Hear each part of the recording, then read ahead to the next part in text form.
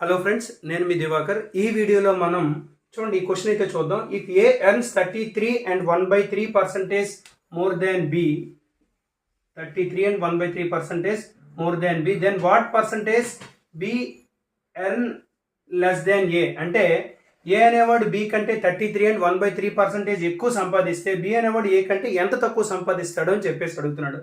చూడండి, ఎక్కువ అని క్వశ్చన్లో మనకి ఎక్కువ అని అడిగినప్పుడు మనం ఏం చేస్తామంటే ఆ 33 and 1/3% తీసుకోండి. సో 33 and 1/3% అంటే ఏంటంటే 1/3 తెలుసు కదా మనకి.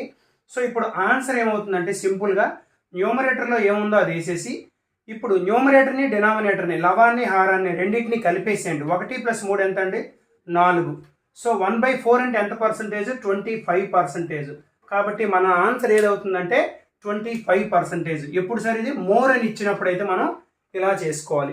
ఇంకొక ఎగ్జాంపుల్ చెప్తాను చూడండి. ఒక 25% ఇచ్చాడు అనుకోండి. 25% ఇస్తే 25% అంటే ఎంత అండి? 1/4.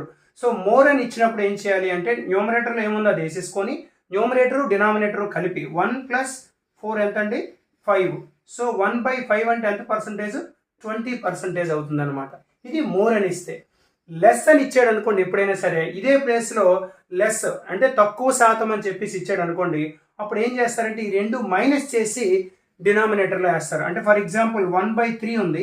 సో 1/3కి 1/3 అంటే ఏంటి? 33 and 1/3% లెస్ అని ఇస్తే 1/3 కాబట్టి 33 and 1/3 అంటే ఆ 1ని న్యూమరేటర్లో వేసి డినామినేటర్లో ఏం చేస్తారంటే ఈ రెండింటి యొక్క డిఫరెన్స్ వేయాలి.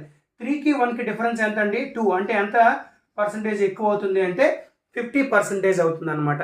ఈ విధంగా మోరు లెస్ అనేటప్పుడు చాలా సింపుల్గా అయితే మనం అయితే ఆన్సర్ చేసుకోవచ్చు. నేను చెప్పినటువంటి ట్రిక్ మీకు నచ్చినట్లయితే లైక్ చేసి ఫాలో చేయండి.